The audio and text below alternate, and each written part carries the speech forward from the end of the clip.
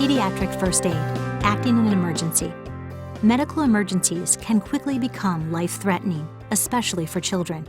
That's why it's important to recognize, understand, and act when a child is injured or has a sudden illness.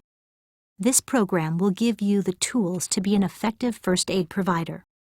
Your goals are to keep the child alive, prevent the condition from worsening, help promote recovery, and ensure the proper level of medical care is received. Let's get started.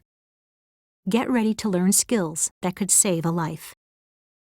Take action in an emergency. If you find a child unconscious, stay calm. Your quick and confident actions are important. The first thing you must do is assess the scene for safety. This check is done quickly but deliberately. You mustn't let whatever has affected the child affect you as well. Be alert for the following hazards: smoke or flames, spilled chemicals or vapors, downed electrical wires, risk of explosion, or potential for building collapse. Other situations you'll need to be aware of include roadside dangers, such as high-speed traffic and any potential for physical violence from others on the scene. If you determine the scene is too dangerous, stay away and call for help. Personal protection. Now, let's pause for a moment to discuss the steps you should take to protect yourself as a first aid provider. These will greatly reduce your risk of exposure to disease. You need to treat blood and all body fluids as if they've carried diseases, such as hepatitis or HIV.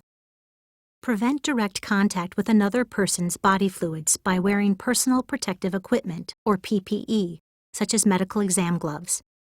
If gloves aren't available, improvise with a plastic bag or a similar barrier device. Follow these general guidelines.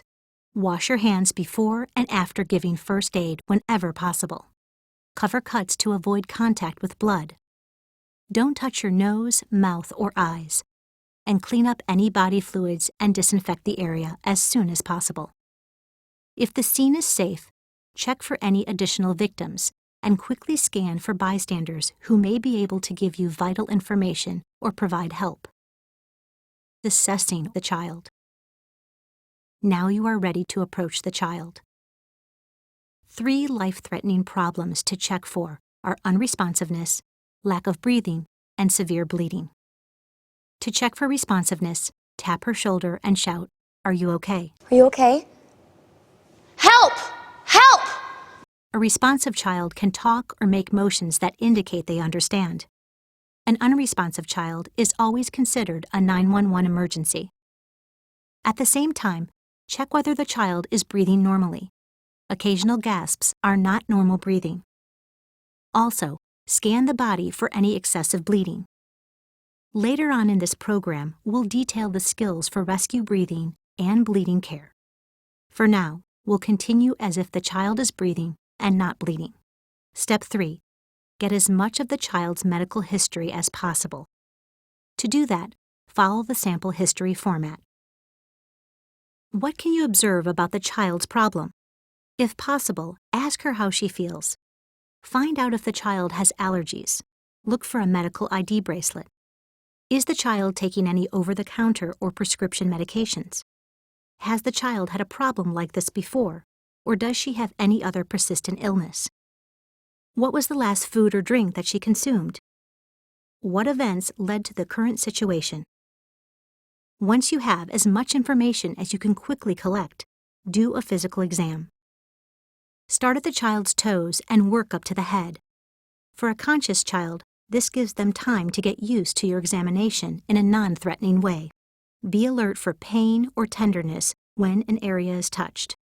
Look for bleeding wounds or any swollen or deformed areas. Also note skin color, temperature, and condition, and whether there is an abnormal sensation or movement in the body.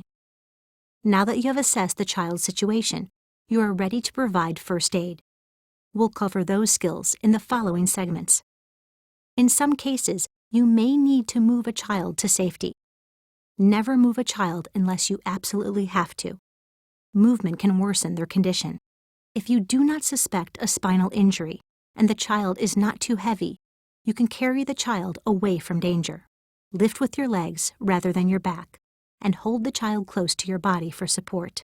If a child is responsive, you can use a piggyback carry. Have her climb on your back. Support her with your hands and walk to safety.